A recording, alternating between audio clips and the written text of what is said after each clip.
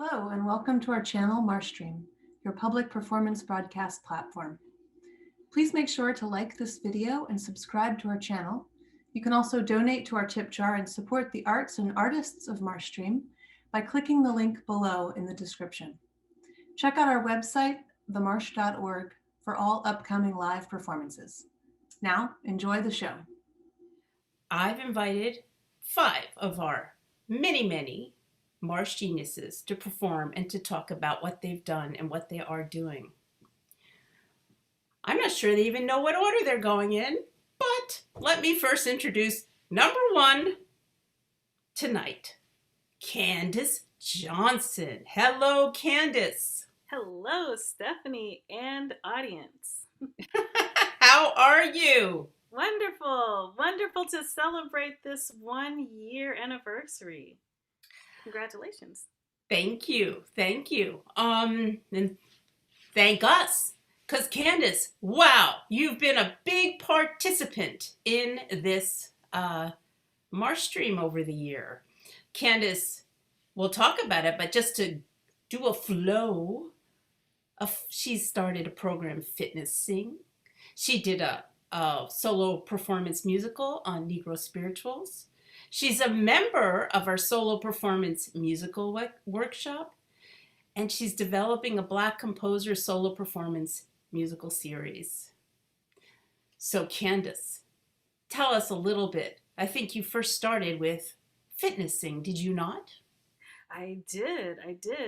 So, Stephanie, it was maybe 1.5 years ago. I was in your dance studio doing the Taking Stock workshop, and you asked us to write down some things that if there were absolutely no limitations, what would we be doing in our lifetime? And one of the things that I wrote down was this idea that had come to me like 7 years ago about Fitness Sing, combining 2 of my passions, first singing, but also a love that I found probably within the last 10 years, fitness, working out, lifting weights. And so fitnessing was just a concept of somehow bringing working out and singing together in a way that would bring attention to the importance of taking care of the voice as a part of the overall health.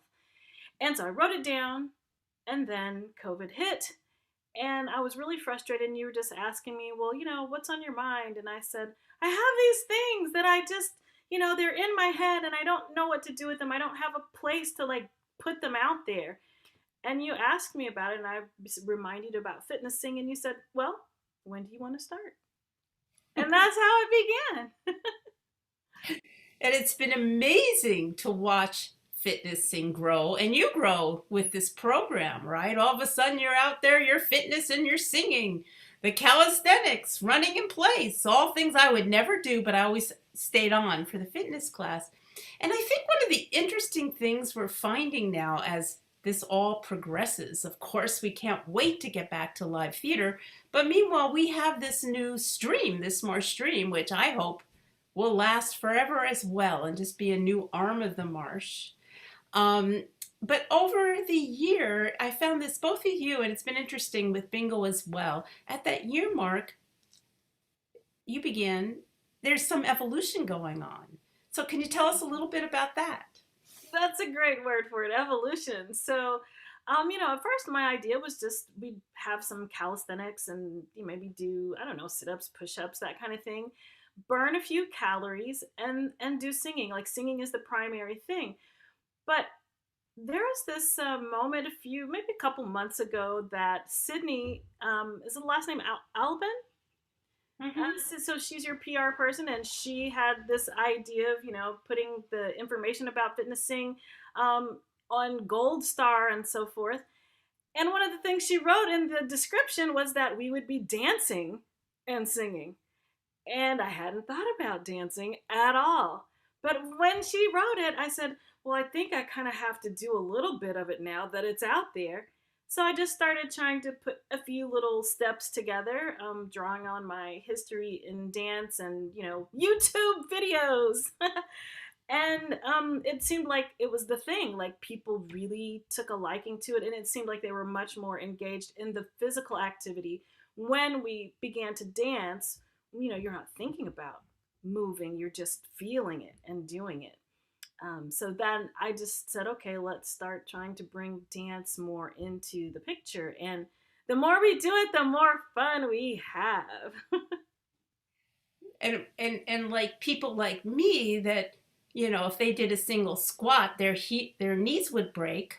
Um, did you find something about how many cameras used to be turned off so they could eat while the exercises were going on, and how many stayed on? What, was there a difference? I mean, I know I'm pushing you here and I know the answer, but you, Candace, you tell us. Well, it's funny, I'm usually so focused on putting the material out there that I didn't even realize until you and Brian brought it to my attention that cameras are kind of going off when we start exercising. But now they're starting to stay on more consistently because we're dancing. And, hey, dance is exercise? Yeah, it really is. But it's like a fun way to do it that we don't even think about the onerous task of exercising. So let's move on because we don't have a lot of time because we have so many of you and you're going to sing a little, right? So right now you did the piece about Negro spirituals, and you told me you had this idea about Black composers that we started to talk about in this solo performance musical workshop we're all in, who is led by David Ford, who we'll talk to a little bit later. So tell us about this new series you're putting together for MarshStream. I'm excited about the series because it allows me to bring like all the aspects of my passions together. So the Black American art song is it's a body of music that's not well known. It's not performed as frequently as, say, Mozart, Bach, Strauss, the Lieder, the chanson. But I wanted to bring attention to this body of music, and I also wanted to share a little bit about my experience of how this body of music was the thing that helped me find a home in classical music. Having a background in the Black church in the South, hearing gospel and jazz growing up, and wanting to do something improvisational, but knowing that my voice is really well suited for classical music. Finding this body of music allowed me to kind of sit in both worlds simultaneously quite a bit. And it's wonderful. It's beautiful music. It's poetry. Much of the poetry points back to the Harlem Renaissance. So just getting a good picture of history, of Black American history and American history. The way art and music was all coming together at once is so present in this body of music, and it continues to grow. So I want to highlight these composers, some of them who have passed away, but many of whom are still living. And so on this note, I wanted to ask the audience if you would help me come up with a title. So Stephanie and I have been knocking some ideas around, but Stephanie, I have whittled it down to 2 ideas. So audience, I'm going to put in the chat my 2 ideas. They're not in any order. They're just numbered for your sake. And if you could tell me which of these titles seems like a good title for a series. So 1, Music to My Ears, the art songs of, our first will be Adolphus Hailstork. Or 2, Have You Heard? The art songs of Adolphus Hailstork. So the through line of, I think, much of what these shows will be about is learning to listen not only to music at a deeper level, but learning to listen to each other, learning to listen to the culture that is represented in the poetry, and to have this like crossbreeding of understanding amongst people through music. That's my goal, but we have to do it by listening at a deeper level.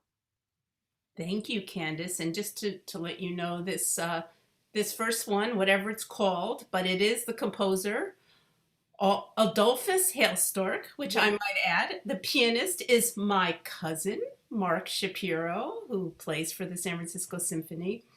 And that is on that weekend of May 22nd. Is that correct? That's correct. It'll be May 22nd, May 23rd. And we will have the wonderful opportunity to have Adolphus Hailstork on Stephanie's MarshStream. I think that's on the 20th, that Thursday right before. So Candace, thank you. So much more to talk about, but what the heck? Can you sing for us now and tell us what you're going to be doing? So what I decided, thank you everybody. I see you putting the things in the chat. Thank you so much. So I decided to have Brian play a snapshot of Adolphus Hailstork's, one of the pieces that's in the song cycle that we'll highlight in May. We're doing the video because it's really, you can't really get a taste of Hailstork without hearing the piano, because there's this wonderful language that he brings in the piano.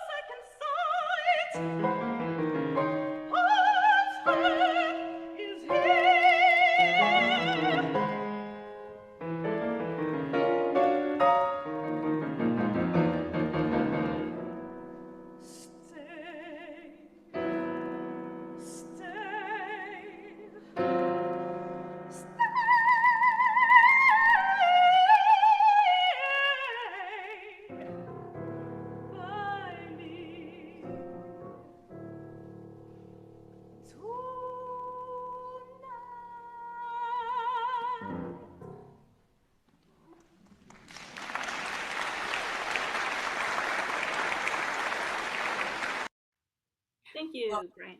Beautiful, Candace. Thanks. Beautiful. Thank you. I can't wait for May 22nd and to see the piece will be a solo performance with stories as well as singing the cycle, the art song cycle. Yes. What's it called? It is called Ventriloquist Acts of God, poems by Ellen Wise. There you go. Thank you. Thank you. Well, let's now welcome Marsh Genius number 2 out of 1,000, Melissa Bangs. Hello, Melissa. Hello, Stephanie. Wonderful to be with you. And where are you, Melissa? This is an example of how MarshStream expands. Where are you? It is. I am in Missoula, Montana. Wow. Yeah. I did live for 5 years in Oakland and also 5 in San Francisco and 5 in Santa Cruz. So I have a deep love for the place and the arts community where you are. And I can't wait to come and be live on stage, but I'm in Montana. We can't wait for that either. But meanwhile, I wanted Melissa to be here because Melissa exemplifies, in a way, how things move at the Marsh and MarshStream, in a sense. First I met her at APAP a couple of years ago with her mom and with Gail Schickley. And when we started Solo Arts Heal, Gail asked Melissa to be part of Solo Arts Heal, which is a healing arts program with performer excerpts and then interviewing. So Melissa, you talk a little bit about what you did there. Oh, yeah, go ahead. What I did with Solo Arts Heal? Yes, what did you do, Melissa? Yeah, so I just shared, an excerpt of a live performance from New York City from the Rattlestick Theater, and then had a conversation, which was, I have to say, it was such a nice reprieve from the COVID cocoon that I found myself in this year. so much of my creative work disappeared with COVID, and getting to be a part of Solo Arts Heal and the Solo Performer Spotlight were really highlights this year for me, for sure. And tell us the name of your piece was. Yeah, so I have a show. I'm a storyteller, and this show is Playing Monopoly with God and Other True Stories. It's a show that I've toured for over 4 years. We spent a year on the West Coast with it and sold out shows all up and down the West Coast, and took it to New York City, took it to APAP with Gail. And it is the true tragicomedy story of my postpartum experience. So I gave birth at 40, and I had never had a mental health crisis, but I was unable to sleep. And about a month in, Mama had a full-blown first ever psychotic break, and I was in the psych ward for a month when my daughter was a month old. And so it's that journey, the highs and the lows of it, the hilarity and the heart wrench, and that, that I take the audience with me to the psych ward, and I take you into my psychosis. And I also, through story, not really through acting, it's not really a play, it's storytelling, but, and I take you home with me too, and on that journey to healing. And it was so great when I got to watch more of it. I guess I didn't see it in New York, actually. I saw it, met you, but I didn't see it. But when I got to watch the excerpt, I wanted you to be part of our Solo Performer Spotlight series. So it went from a short excerpt to doing the full-length piece on our weekend Solo Performer Spotlight. So it was kind of a growth. But now we have a new project working. We do. So tell us a little bit about it. Yeah, I'm so excited, Stephanie, for this opportunity. One of the things, COVID has been really a big year of going inside and slowing down for me. At first, I panicked when all the work dried up and went away, the performances, the workshops, and that it looked like I had very few clients and gigs who were being as creative as the Marsh was and taking it immediately online. But I also suddenly was my kid's third grade teacher, which was a journey in and of itself, and have been homeschooling her for the year.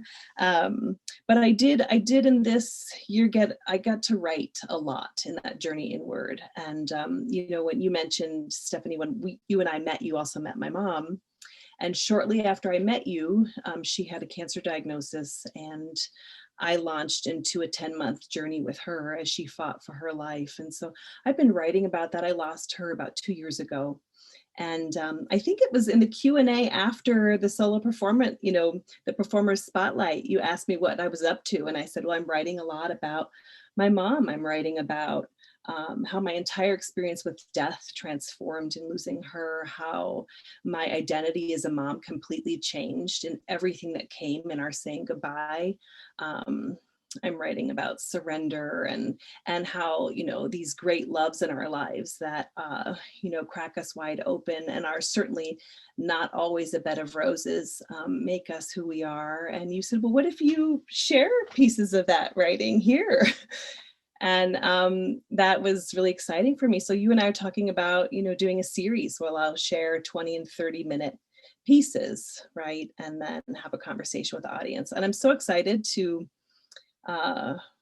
develop the work with you and with the audience, because it's both. I'm working on a book and a show, and I love the idea of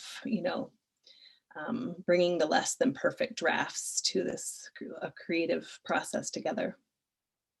Well, I'm excited about it. We haven't set a date yet, but we will, next week. Yep. After I have to say, we both have our second shots of our vaccine, and we're like, well, can we make appointments? When? Will we be sick? Will we not be sick? But anyway, sometime next week, hopefully, yes, we will do it. But we're into a year into it, and we're all starting to get our vaccines now. So we're on our way out of it too, hopefully.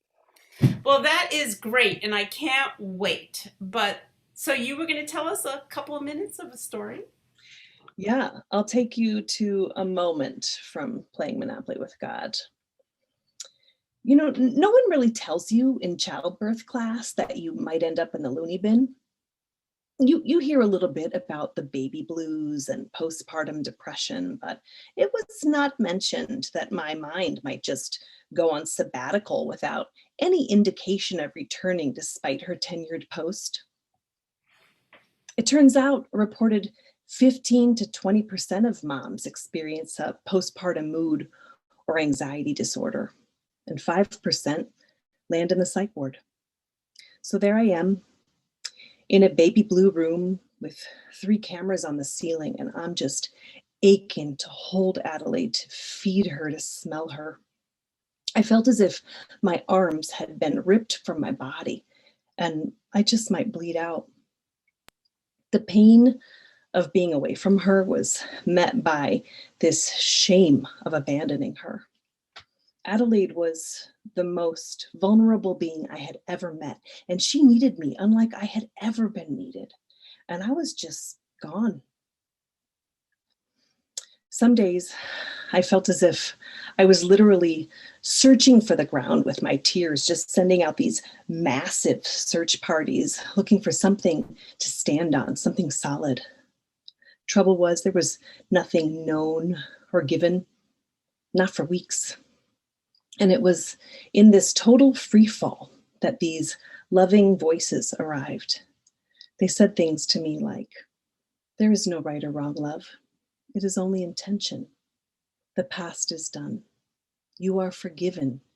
There is only now, and you are love. Breathe, Mela, breathe." And when I could listen to them, and when I remembered to breathe, I was gifted these moments in lockdown that were extraordinary. I remember that somehow everyone who came into my room, I had this idea that their primary physical flaw was a sign that they too were God. So everyone who came in, I'd be like, "Where's his flaw? Where's her flaw?" And there was a nurse with a wandering eye, and another one who had big scars on her neck. And there was one whose eyes were permanently wide open, like she was always surprised. And I thought, yep, divine, divine, divine. I had to laugh out loud when I realized that the 2 people who truly had to hear me in order for me to ever go home to Adelaide, my psychiatrist and my social worker, both fucking wore hearing aids. That is it, Stephanie. Pretty funny. Hearing aids, hearing aids. Thank you. Wonderful. And about, such a Marsh show, such a solo arts heal show about something we don't hear a lot about.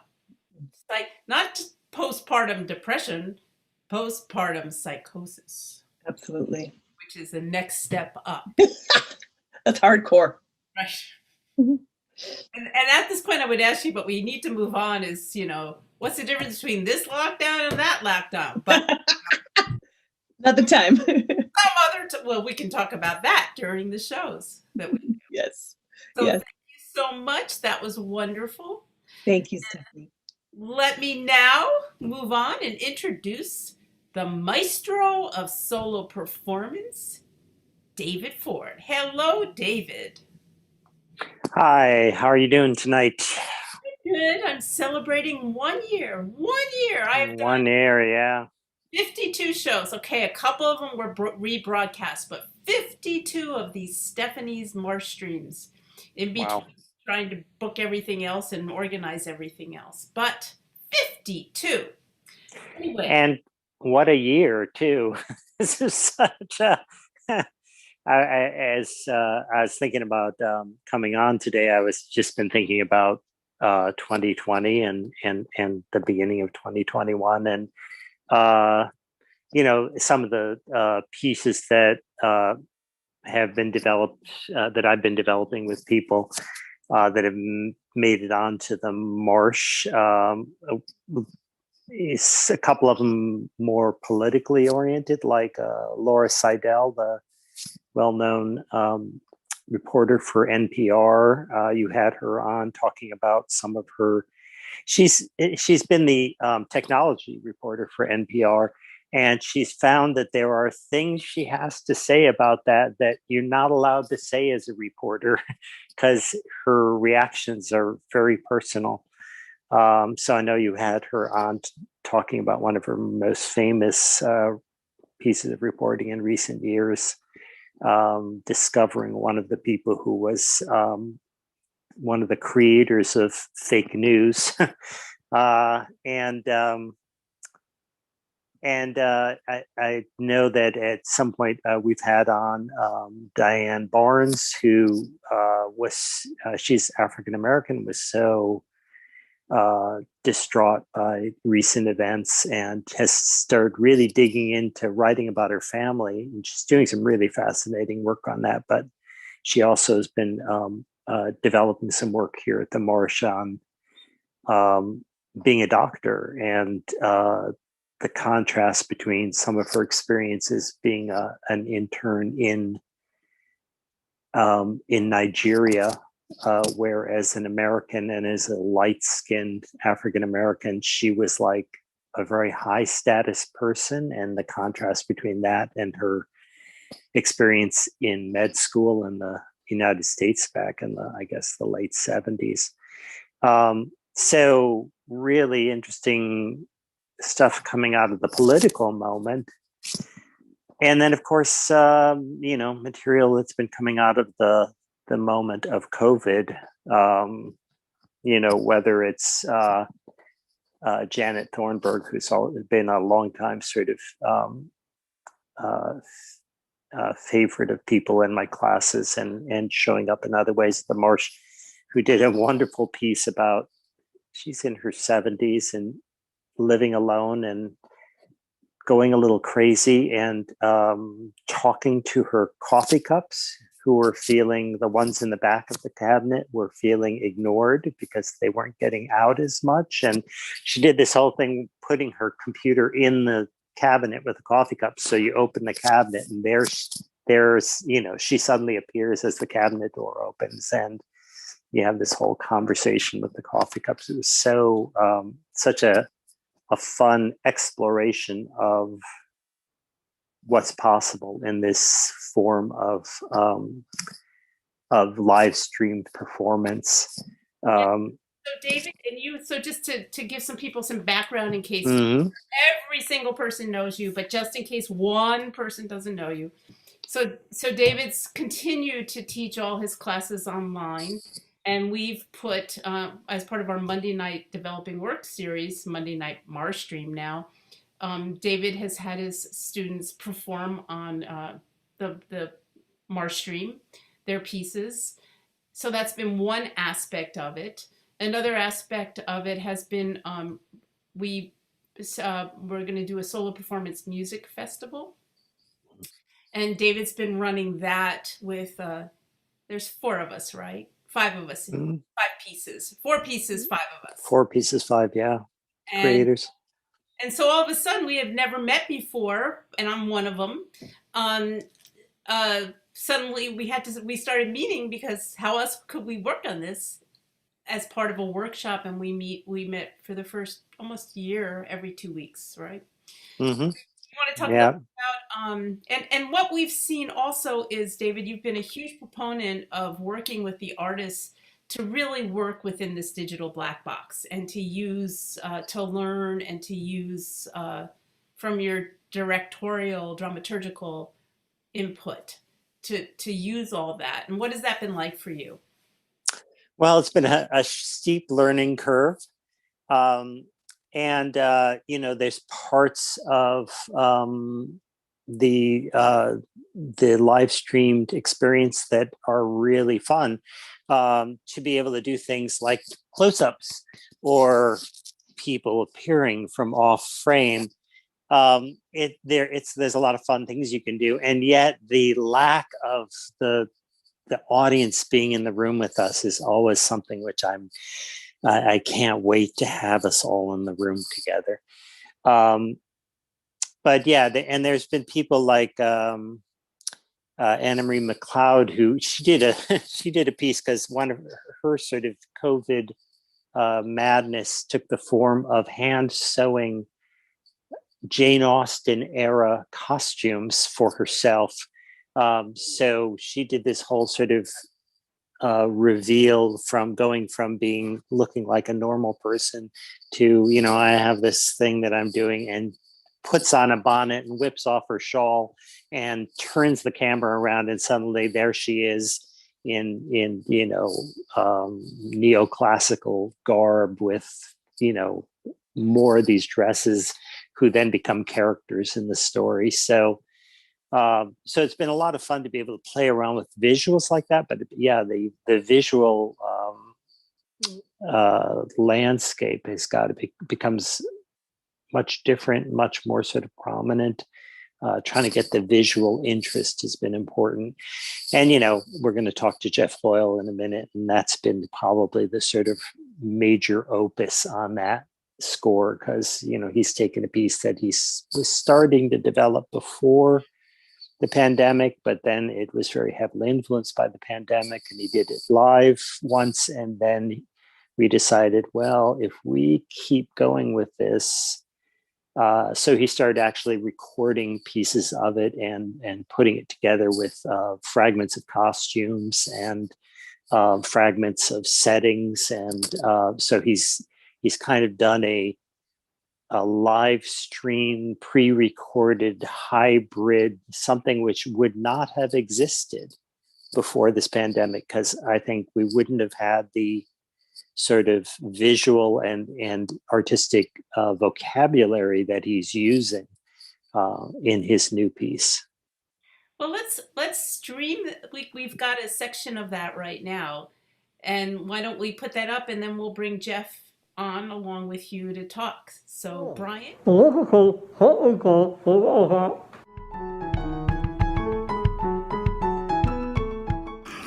Are you carting yet?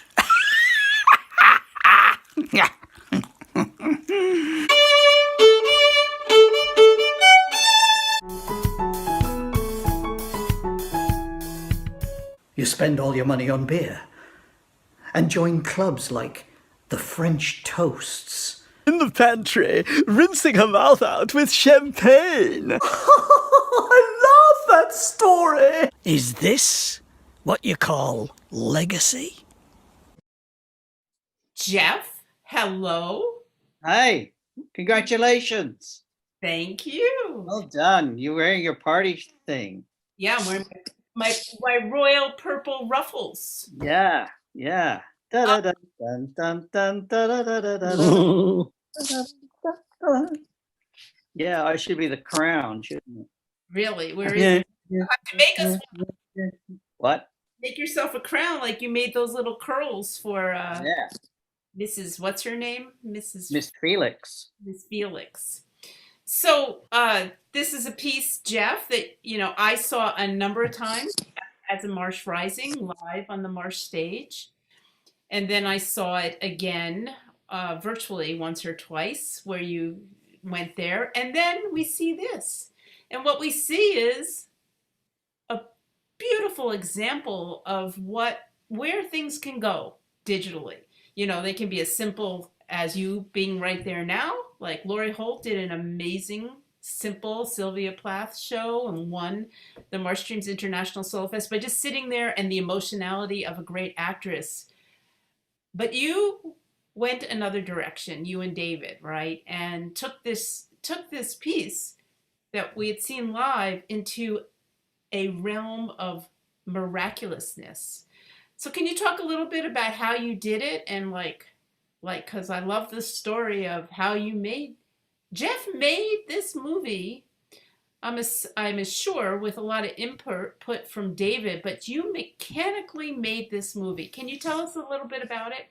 Yeah, well, we got to the point where we didn't quite know what to do with the material because we couldn't perform it live, and we'd already streamed it. So I think David probably just said, well, and I had done little bits of it, recording it. And David said, well, why don't do the whole thing or keep going?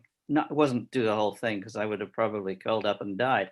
But he just said, keep going. And sort of he tugged it out of me, in this subtle way, and kept nudging me every week. And and I would bring in a new bit. I tried this, and it was all done on my iPhone, which was a nightmare. I used iMovie, which was like, what do you do with I can't the edited on the iPhone. That's the amazing thing. No, move that. Oh no! It stopped. It stopped. And I said, and then it would say things like, "This video is now downloading from the cloud." Okay, and I could wait while it downloads. And it was technologically a nightmare, but I got used to it and I got better at it. We should also mention that Geoff isn't a terrible Luddite. Yeah. Anything that makes a noise, I have to turn it off immediately, and that includes the fridge sometimes. And if it's making a noise while I'm recording, then I have to turn it off.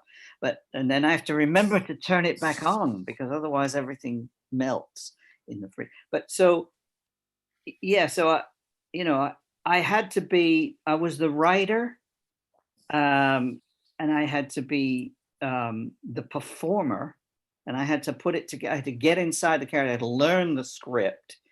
Cinematographer. Oh yeah, and I was the cinematographer. I had to scout my own locations. You were the prop master too. I was the prop master. I made costumes and found costumes. I made wigs, and it was. I kept thinking, is this ever going to end? Will I finish it? And I don't think we did finish it. I think we just said, okay, let's put it out there and see what happens. And the response was kind of surprising, really. People seemed to like it, and I was not convinced. But now we've started doing it as a sort of a. It beats doing it 8 times a week. I have to say that. Getting up on stage. The hard part is that there's no reviews, there's no laughs, and there's no audience, and no one at the end of the show says, "Well, we didn't like it," or "We did like it."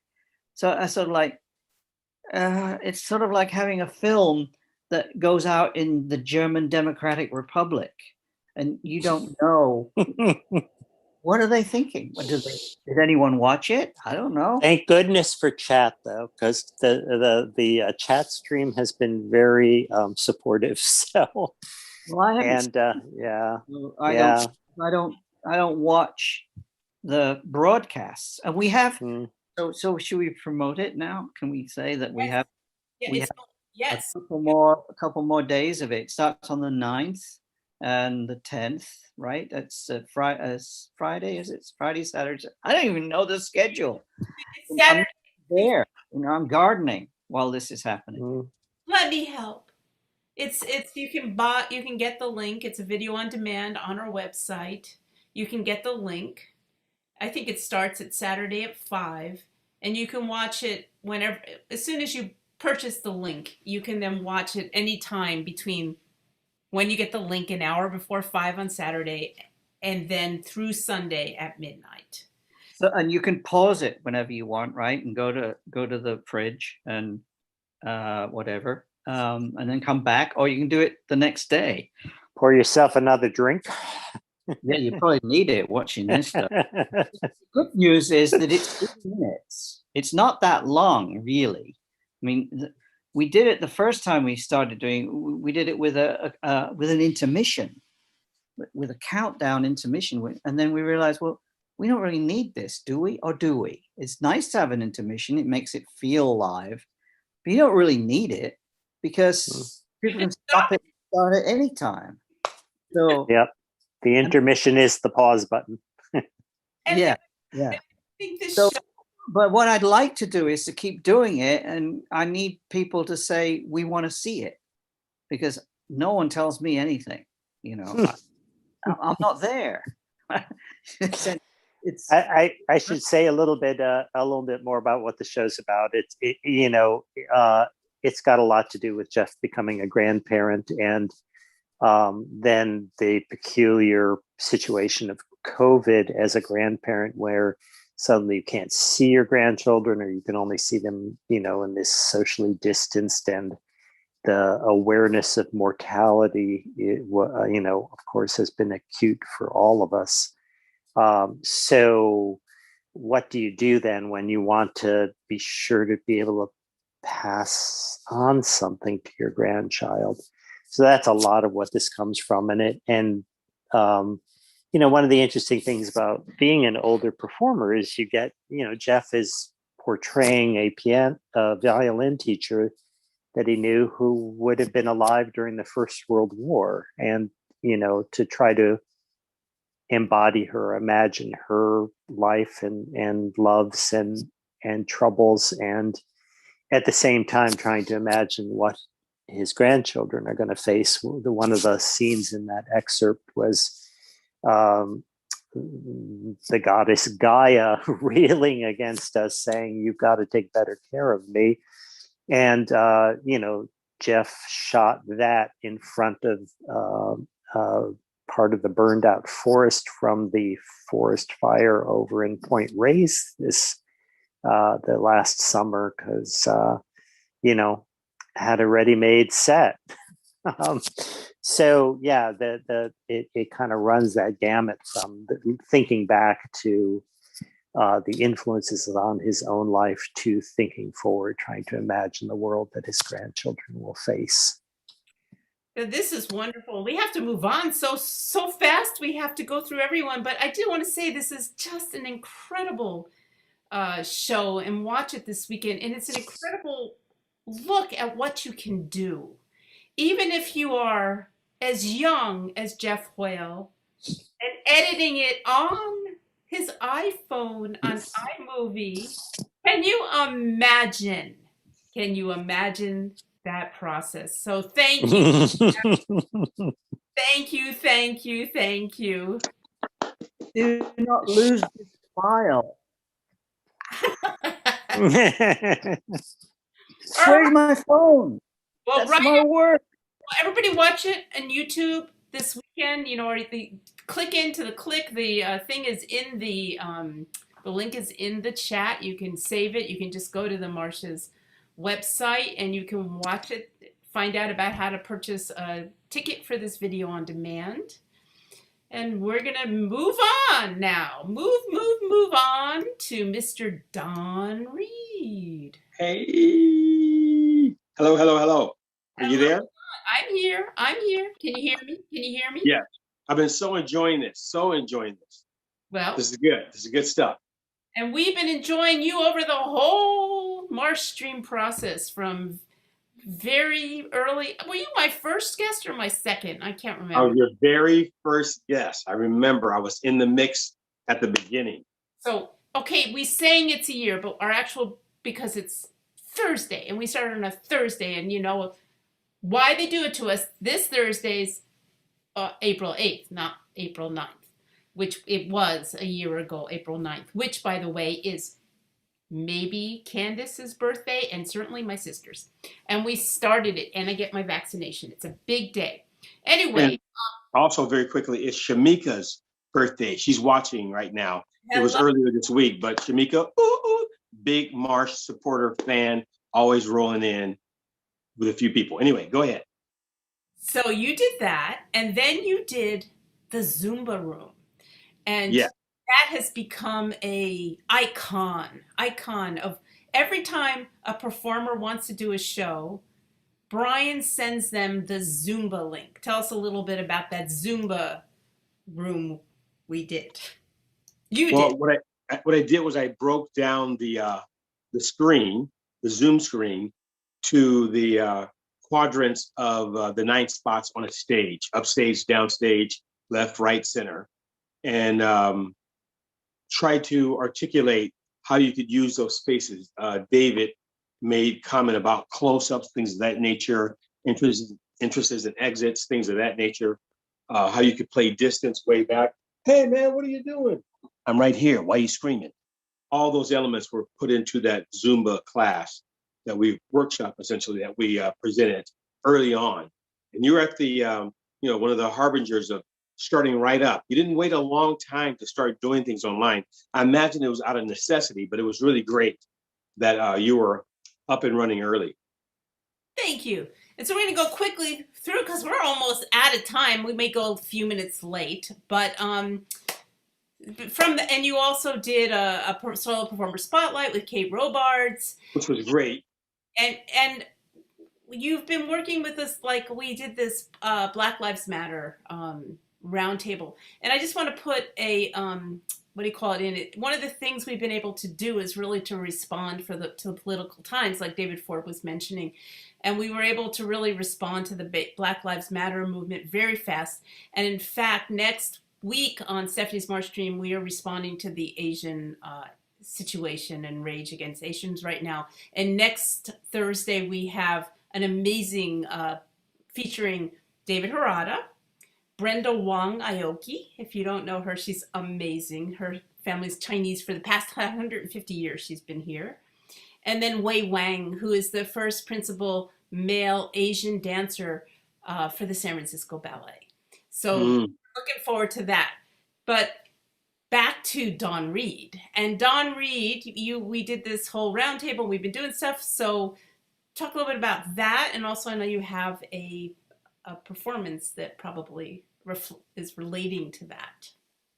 Yeah, it was very good that this medium allowed us to service and attach ourselves to that moment in real time.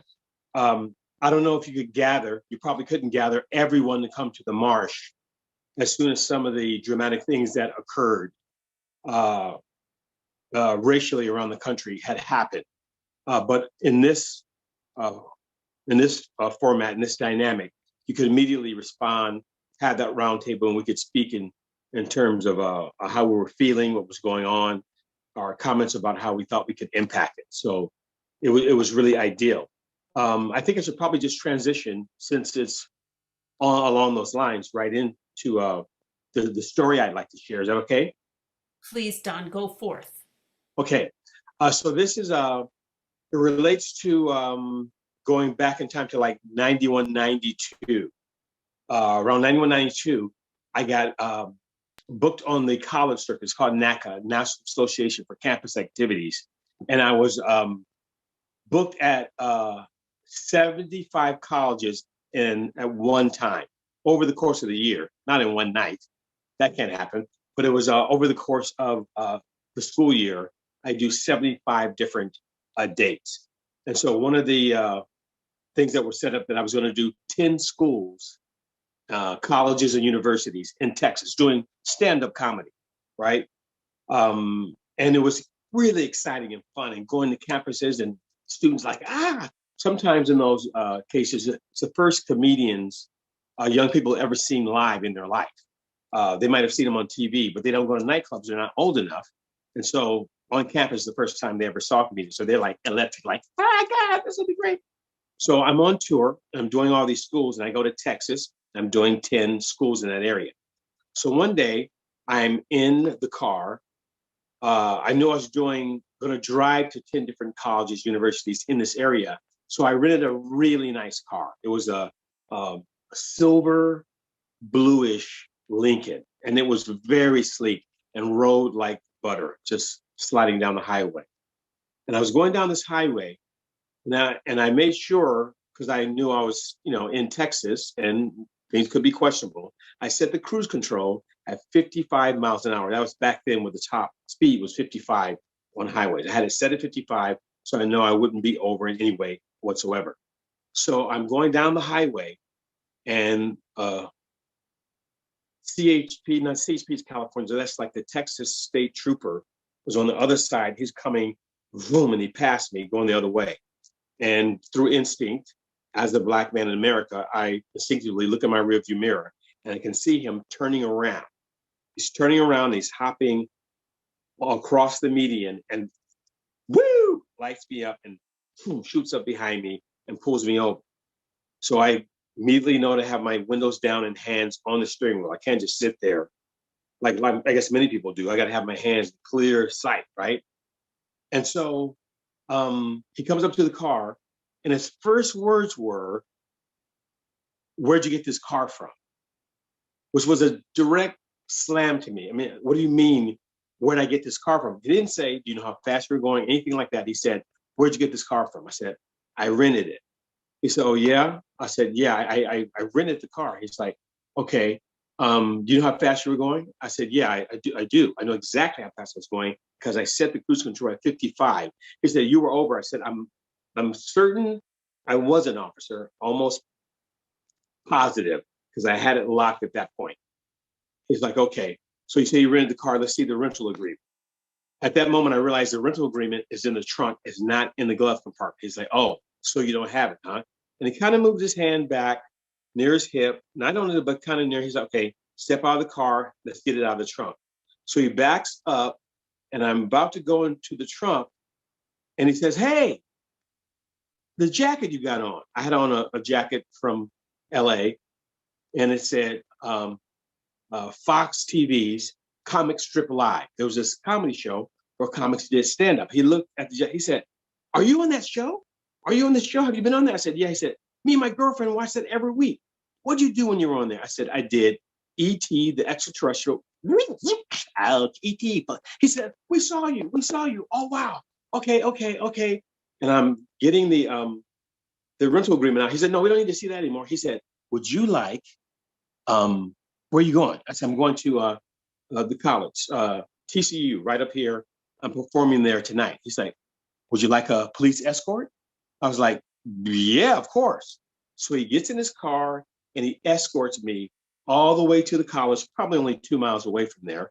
We get to the college and he goes, "Woo, woo." And everybody's like, "Hey." And all the people at the school are like, "Oh my God, that's amazing. Now I got a police escort." But they didn't know the backstory before that. But the thing about that is I didn't recognize it until just a couple of days ago. Just a couple of days ago, I realized that since that day, back in 91, 92, 30 plus years ago, ever since then, I always have 2 or 3 television show jackets in my trunk wherever I go. Because I need to be able to prove on the spot that I'm not just a black body you'll be able to abuse and move on. There might be consequences because this guy's from a show. This guy's from the Tonight Show with Jay Leno. This guy's from that. I shouldn't have to do that.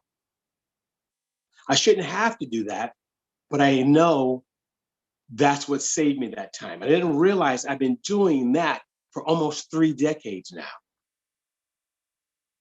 But things are changing. There's certain areas in town, I don't even think to maybe say, let me put it in the front seat. Sometimes when I'm driving certain areas, I make sure it's in the front seat or I have it on. But certain areas, since then, maybe I can let it slide. When I'm at the Marsh, I don't need a jacket, not just out of notoriety, it's out of the diversity that is there. Stephanie curates the Marsh with every walk of life. Not out of a mandate, it's who she is. And so I dig it.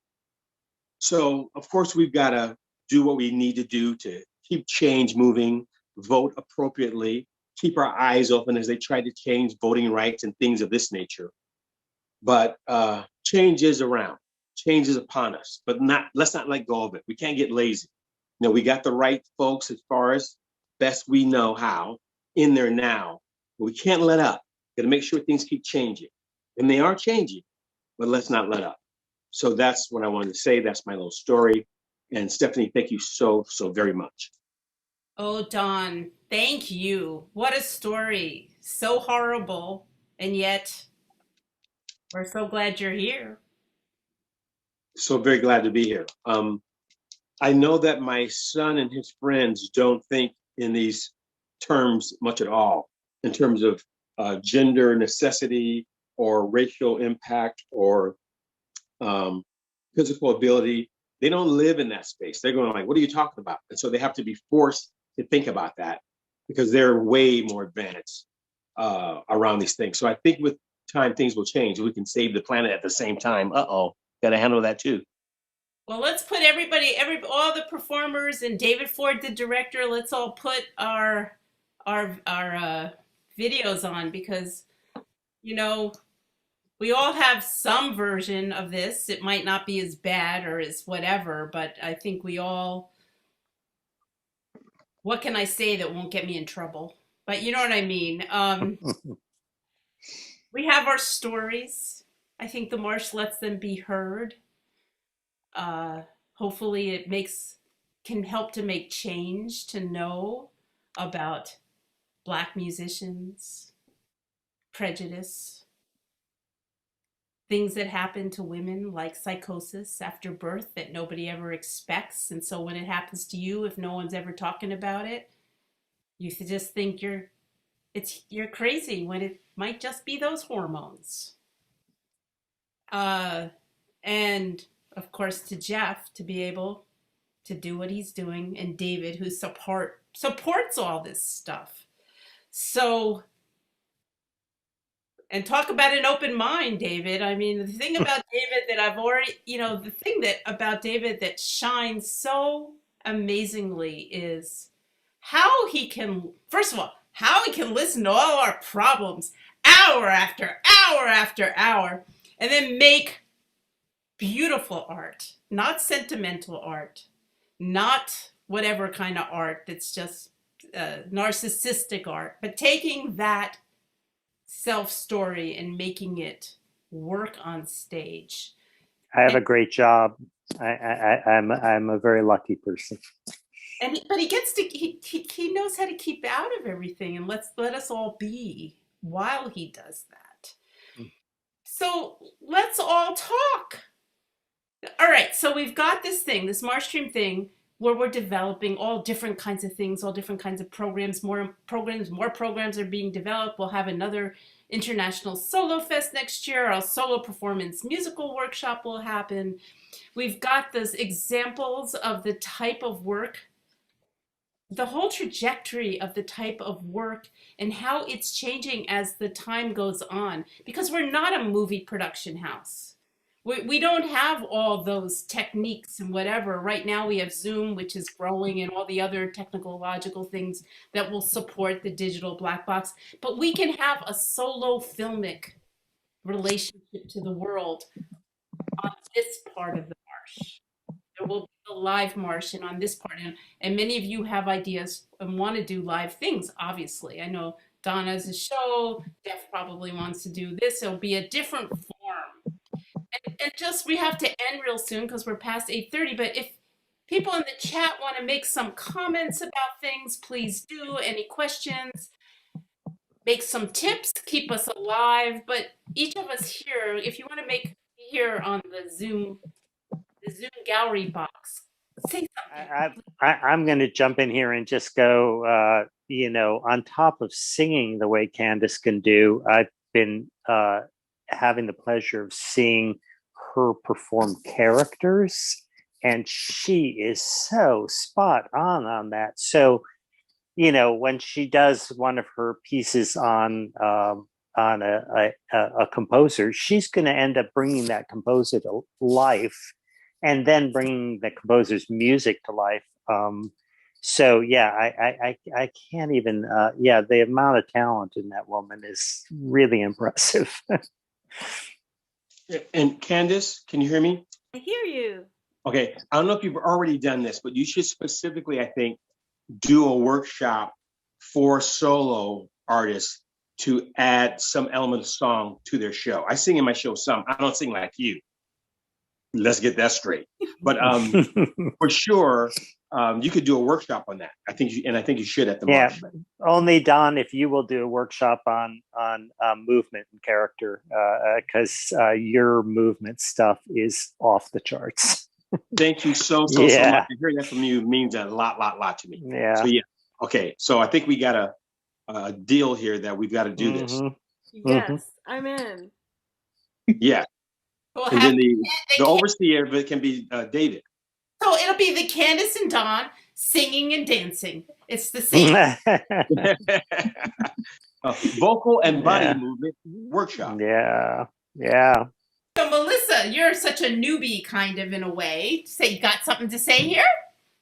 Oh, I was so thrilled to hear you say, Stephanie, that you want the MarshStream to exist long after we're back to whatever the new normal looks like, because it's really fun to both see through the Marsh this year, but also hear about tonight all the ways that, Geoff and David and all of you, you're all experimenting with this new space.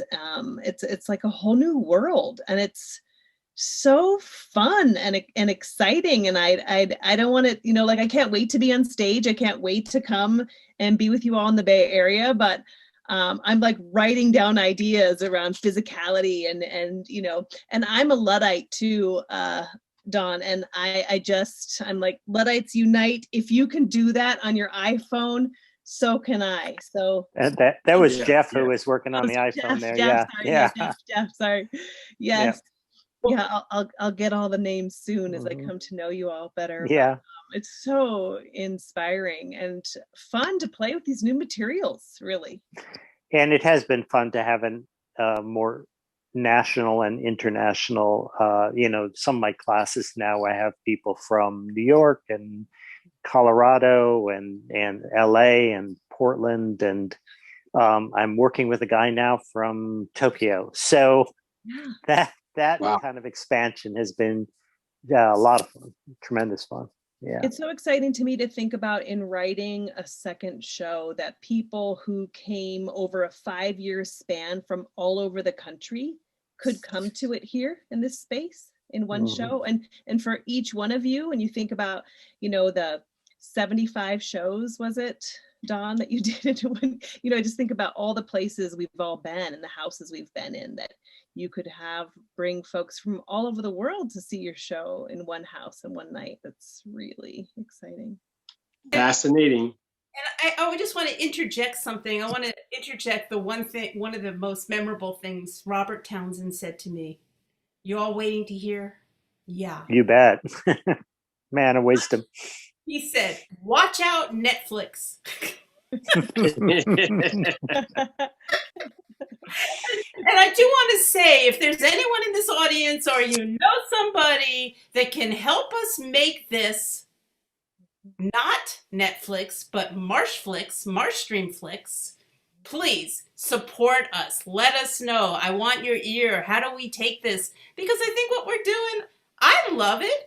I hope you all watching it love it. And I want other people to make sure they know about it. But, that's always been a Marsh issue, hasn't it?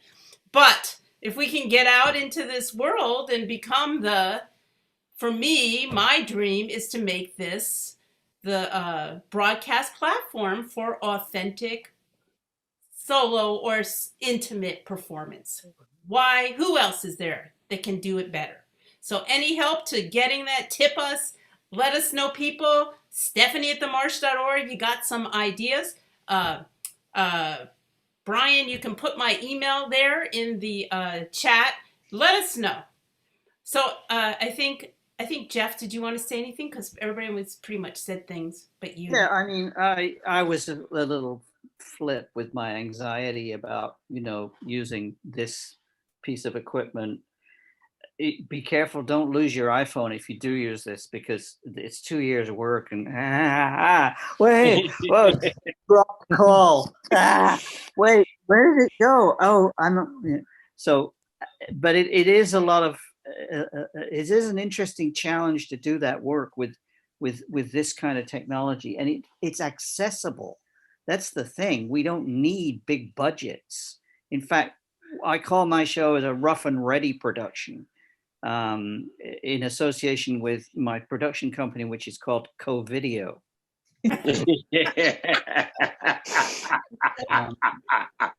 And you play around with, you can tweak the Netflixes. I even wanted to have a big N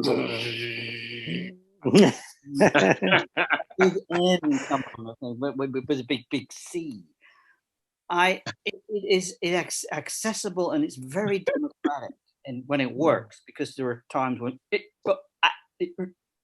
doesn't work. I loved all your work, all of the performance work, and of course, David is my go-to guy. I didn't know you worked with other people, David. I thought you spent time with me. But I would like to say that everybody, Candace, the singing is off the charts. Don, you're my. I can watch you 24/7. In fact, if I have to go to jail, I want you as my jailmate.